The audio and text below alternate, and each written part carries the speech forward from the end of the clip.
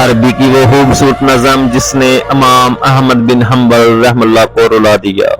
میرا رب مجھ سے پوچھے گا کیا تمہیں میری نافرمانی کرتے ہوئے تمہیں ذرا حیا نہیں آئی؟ کیا تم مخلوق سے گناہ چھپاتے تھے اور نافرمانی کر کے میرے پاس آتے ہو؟ پھر کیسے جواب دوں گا؟ ہائے افسوس مجھ پر، اور کون مجھے بچائے گا؟ میں وقتاً فوقتاً اپنے دل کو آرزوؤں کے ساتھ تسلی دیتا رہتا ہوں۔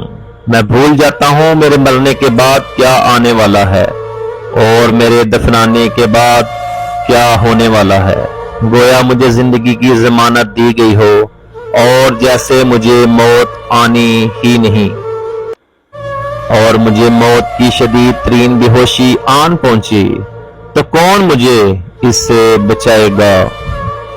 میں نے لوگوں کے چہروں کی طرف دیکھا اور ان میں کوئی بھی ایسا نہیں جو مجھے بچائے گا۔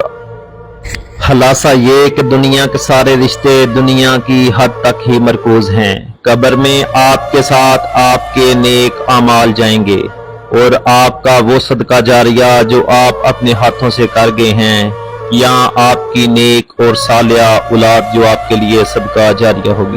اس لیے ہمیشہ اللہ کی توحید کا پرچار کریں اور رسول اللہ صلی اللہ علیہ وآلہ وسلم کی ہر سنت پر عمل کریں جنہوں نے قبر میں آ کر آپ کو بخشوانا ہے اور انشاءاللہ ہماری شفاعت کروانی ہے، اور اپنی اولاد کو دین کی تعلیم دیں کیونکہ آپ کی نیک اور صالحہ اولاد آپ کے لیے صدقہ جاریہ ہے، اور اپنے ہاتھوں سے کوئی ایسا صدقہ جاریہ کر جائیں، کوئی پانی کا انتظام کر جائیں کسی پیاسے کے لیے، یا درخت لگا جائیں کسی چھاؤں میں بیٹھنے کے لیے، یا کوئی اور نیک عمل کر جائیں تاکہ آپ کی آخرت بہتر بن سکے۔